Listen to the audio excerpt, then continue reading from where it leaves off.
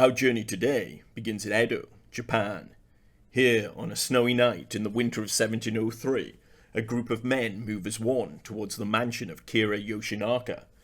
History remembers them as the 47 Rōnin, the name given to samurai without a master. But tonight, in the hush of the falling snow, they act not as outcasts, but as warriors, united in loyalty to their fallen lord.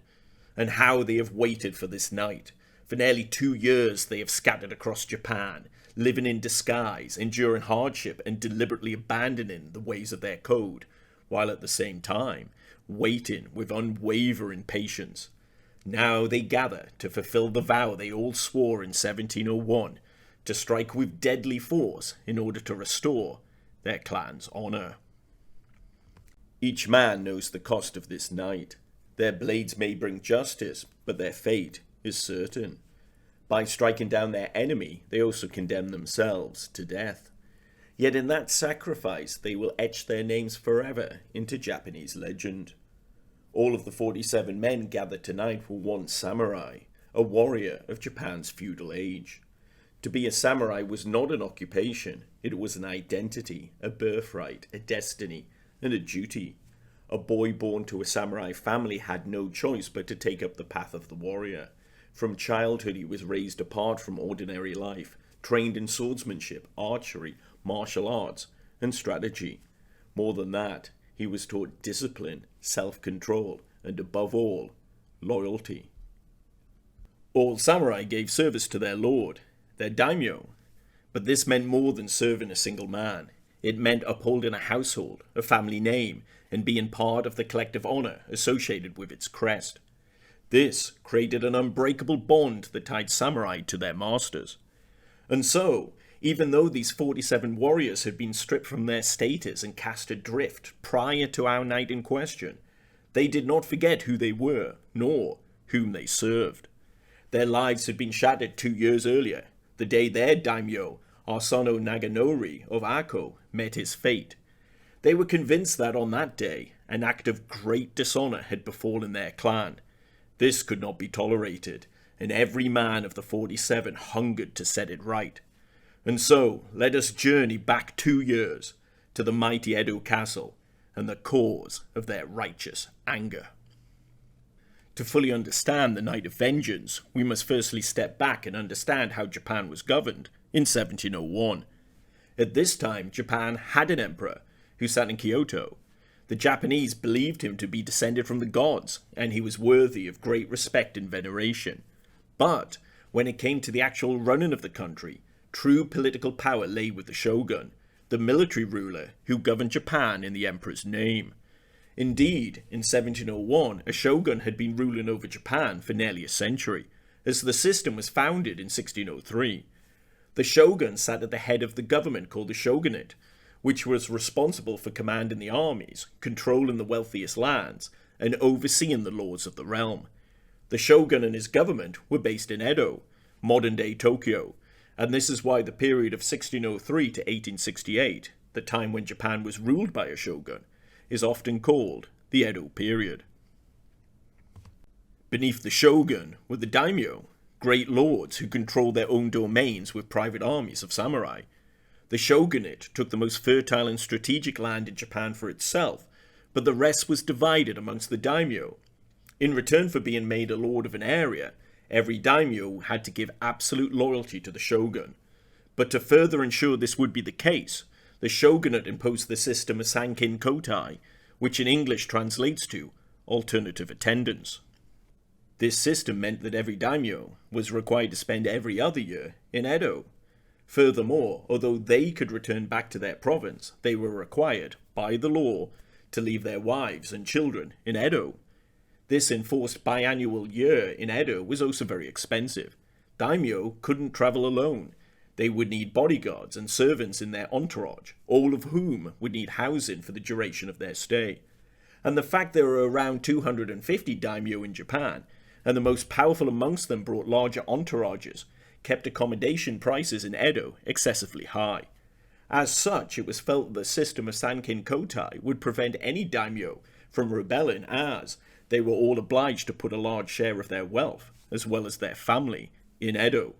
thereby increasing the power of the Shogun and his government. It was exactly because of Sankin Kotai that Asano Naganori, Lord of Ako, found himself in Edo in 1701. His land lay far to the west coast of Japan, but like every daimyo, he was bound to the shogun's capital, and it was his time to attend. Asano was a young man, barely in his early 30s, yet he bore the full weight of responsibility of carrying the Ako family name to the capital, and it is thought he would have taken around 100 samurai retainers on his trip. During his time in Edo, he would be able to visit his wife, Lady Asano, who was forced to permanently reside there, and her presence served as an ever-present reminder of the shogunate's authority over Asano and his clan. Yet this trip in 1701 was deemed by Asano to be a very fortunate one. Despite only ruling over one of the smaller domains in Japan, he had been selected ahead of many of the other daimyo to go to Edo Castle and host envoys from the imperial court of Kyoto. This was a great honour, as these envoys were emissaries who came directly from the emperor himself, and were therefore viewed as being connected to God. As such, hosting them was also an extremely daunting responsibility, as anyone who interacted with them had to have flawless ritual and perfect courtesy. Since Asano, as a young outsider, had no knowledge of the exact practices expected in this task, the shogunate assigned Kira Yoshinaka, the master of ceremonies, who was fluent in such matters, to instruct him in the exact etiquette needed to accomplish it. This represented a fantastic opportunity for Asano, as, if he performed well, he would not only win favour with the shogunate, but also the emperor himself. He was therefore dependent on Kira's help, but unfortunately for Asano, it would turn out that Kira would be anything but helpful. Contemporary accounts make it clear that Asano and Kira did not get on from the very beginning. They say that Kira had scarcely begun instructing Asano when sharp words were exchanged. Kira has been described as an arrogant, demanding man who was quick to take offence, but some accounts go even further than this, stating that he expected gifts, essentially bribes, in return for the instruction he was given. If so, there's no doubt that such a request would be made by Kira immediately, leading some to theorize that Asano, who was well known for his upright and frugal character, must have refused, thereby causing Kira's attitude to rapidly sour. And sour it did, as according to surviving hand records and samurai diaries, Kira spoke harshly to Asano, making fun of his lack of experience in the ways of court life, belittling his manners, and even mocking him as a country bumpkin, unfit for court. Although it is true that some of this information could be due to late embellishment in the telling of the tale, what is well documented, and therefore undeniable, is that just within a few hours of meeting and working with Kira, Asano did the unthinkable. In the esteemed walls of Edo Castle, the most forbidden place in all of Japan, while preparing envoys from the divine emperor, Asano drew his short sword and hit Kira in the head. Asano's actual intent as he attacked Kira is something of a mystery, and is often debated amongst historians. Asano, trained in the ways of the samurai, would have ordinarily been armed with his katana, a blade that was the soul of every samurai warrior. But the strict policy at Edo Castle meant that katanas were surrendered upon entrance as a way to keep the site sacred and free from bloodshed. But daimyo were allowed to carry the wakizashi, a short blade used in confined quarters. It was with this weapon that he struck at Kira, cutting him once on the forehead and a second cut on the shoulder, causing him to run for his life. As samurai were trained to resolve disputes in regulated ways, often through formal combat with katana, most accept this was a rash and furious outburst on the part of Asano.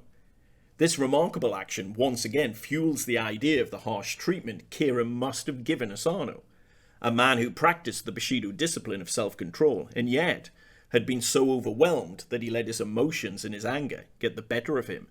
Some point out that since Asano did not chase Kira after he fled from the attack, he must not have had murderous intent. But it is also possible his lack of pursuit came because the full weight of his action had begun to register in his mind. Katana were not allowed in Edo Castle because this place was the very heart of the shogun's authority, and to draw any kind of blade within it was a capital offence. Asano hadn't just drawn a blade, he had spilt blood on sacred ground. In 18th century Japan, this was a crime beyond measure, and it could not go unpunished. Asano was seized immediately and confined under guard to await his fate. Although there's no doubt about Asano's actions, what was striking about the event was that there was no trial. He was given no chance to explain these actions, and, most importantly for our story, there was no investigation or punishment for Kira's role in causing an outburst that was unheard of in samurai culture. Asano had broken the law and was ordered to commit seppuku, ritual suicide, immediately. And so, by the sunset of the very same day that had started with such promise for him, Asano ritually took his own life, and with him died the honor of his clan. In breaking the fundamental law of drawing a blade at Edo Castle, Asano had not only destroyed himself, he had destroyed the House of Akko, and dissolved all honor that was ever attached to it. The Akko domain, which had existed for 86 years, was abolished that very day, as was the Asano clan that ruled it. As such, all his lands were taken by the shogunate, and given to daimyo deemed more loyal. Asano's wife was stripped of all her privileges and sent back to her family home. His samurai were dismissed and their titles were erased. From that day forward, they would be referred to only with the dishonorable title of Rōnin. The word Rōnin effectively translates to wave men. This was a poetic yet damning label. It referred to the concept of a wave in the sea, having no direction, no anchor, and moving wherever the current takes it, thereby pointing to the similarity of a samurai with no lord, duty, or honor, also being directionless. Edo society looked upon Rōnin with suspicion, seeing them as lawless and unpredictable. As a result, rebuilding their lives was not easy for Rōnin, and many fell into poverty, gambling, or mercenary work, thereby further endorsing the very prejudices society held against them. By condemning Asano, the shogunate, in an instance, had condemned around 320 samurai of the Akko domain to this dishonorable fate, along with their families, servants, and dependents. It was a catastrophic shift. Some 100 men had been in Edo that very day, serving as Asano's escort and household guard. They had led him into Edo Castle that morning as samurai warriors, and by nightfall they were told that the House of Akko was gone, and they were now to be shunned, living in dishonor, as Rōnin. Even so, the majority of Asano's men did accept their fate and the ruling of the shogunate, and immediately began the difficult task of starting anew. But Asano's chief counselor, Oishi Kuranosuke, was not prepared to let the matter rest. He was Asano's right-hand man and knew his master well, and saw the events as wholly out of character. Furthermore, upon investigating the incident, he became convinced that Kira was the true instigator, the source of Asano's rage, and thus the cause of the clan's destruction. He saw that Kira had played a part in the downfall of hundreds of loyal servants of the Akko clan, and yet had suffered no punishment or consequence at all. For Oishi, a man devoted to Bushido, the belief that honor was more important than life itself, this was wholly unacceptable. In the months that followed, Oishi began to gather men, and although numbers fluctuated, in the end, 46 others from the fallen Akko house took up the call. Together, they swore an oath that they would avenge their master and make Kira pay. But they also knew they were being closely watched. People worried that the sudden loss of their clan would cause a reaction, and the shogun had assigned men to keep an eye on them. Furthermore, Kira actively expected an attack. He had greatly fortified his mansion and made it practically impenetrable. Any attack now would be suicide, and worse, it would result in failure. Death was not what the 47 Ronin feared, but allowing Kira to escape justice was. And so, with the eyes of all Edo upon them, and Kira out of reach in his stronghold, the first weapon the wave men of Akko chose to wield in this battle was patience. In the aftermath of Asano's death, Edo held its breath. All eyes turned towards the men of Akko. Would they take revenge? Would they storm Kira's mansion in a blaze of fury? Every movement of Asano's former retainers was watched, with Oishi Kuranosuke, his chief counselor, scrutinized, most of all. But nothing happened. The predicted attack never came. Oishi had made a deliberate choice. Revenge, he told his men, could not be rushed. If they struck too soon, the shogunate would crush them, and Kira would be prepared. Theirs could not be a desperate outburst. It had to be a blow of precision, carried out when the enemy least expected it.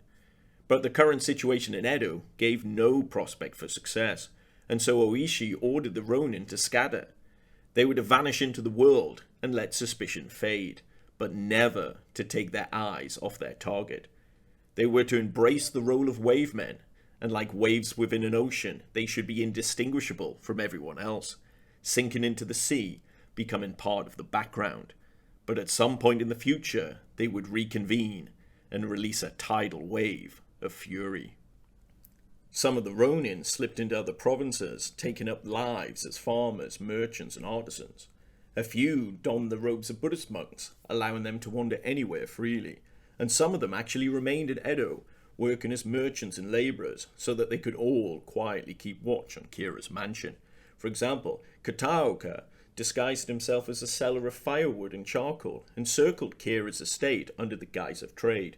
Musakio worked as a builder near the mansion itself, memorizing its walls and gates while carrying supplies. Haribe, once a famed master swordsman of Ako, became a simple Edo townsman, even marrying into another family to strengthen his cover. And then there was Oishi himself. Knowing he was the most closely watched, he performed the greatest deception of all. Moving to Kyoto, he divorced his wife and cast off his family, not from dishonor, but to protect them from what he knew was to come. He then took root in the pleasure district, drinking heavily, consorting with geisha, and staggering through the streets in apparent disgrace. The act was convincing. Once a proud samurai, Oishi became the subject of scandalous gossip. One story tells of a samurai from Satsuma who, disgusted by his apparent fall from grace, spat on him and kicked him in the street. Oishi endured the insult without reply. For a samurai of his rank to suffer such humiliation was unthinkable, and yet it was exactly what was needed. Soon, word spread back to Edo. Oishi was finished, broken, and the men of Ako were history. When Kira heard the news, he celebrated. Convinced he had escaped the affair, he dismissed guards, allowed his vigilance to fade, and began to live a life of ease once more. But the Ronin had never ceased their vigil, and Kira's vulnerability did not go unnoticed. Throughout these 2 years, the Ronin had kept in constant secret contact with each other and their leader, and soon a message was passed from Edo back to Kyoto and to Oishi himself. After 2 long years of intentionally spending life in the gutter, this was the moment he had been waiting for. The ruined drunkard vanished in a heartbeat. The samurai returned. And Oishi's reply was short and simple. Now we gather. And I like to think he added softly to himself, and then we release hell. On January the 30th, 1703, in the dead of winter, the men from the now disbanded House of Ako arrived at a secret location in Edo in small groups and under various disguises. It was the middle of the night. Snow lay heavy on the rooftops of Edo, and while the city slept, the 47 Ronin marched solemnly to their target, the mansion of Kira Yoshinaka. They had waited nearly 2 years for this moment and had devised a precise strategy. One group would assault the front gate, another would storm the rear. Their task was to find Kira and kill him. A third group was stationed around the mansion to prevent outside interference, and a final group acted as messengers, calming down neighbours and reassuring Edo Castle that this was no rebellion, but a matter of honour directed only at one man. Then the silence was shattered with a sudden battle cry as the attack began. Gates splintered beneath the sharp blades of the Ronin's katanas. Guards, startled awake, scrambled in confusion. Steel clashed in the snowy night. But the small household force, unseasoned in battle, was no match for men whose strength, power, and fortitude were enhanced by a deep anger that could only come from having endured 2 years in the wilderness. The Ronin fought with ruthless efficiency, striking down Kira's defenders. Around 20 men died in the fighting, and not a single Ronin was lost. When the gods surrendered, they were spared. After all, the Ronin's quarrel was with one man alone. At last they found him, Kira himself, trembling in a hidden courtyard shed.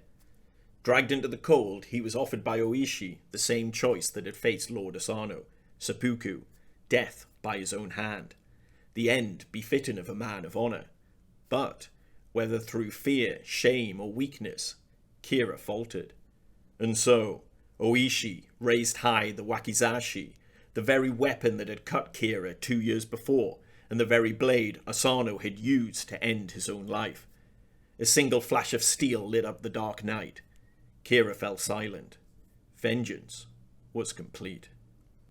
Honor was restored, but there remained one final duty.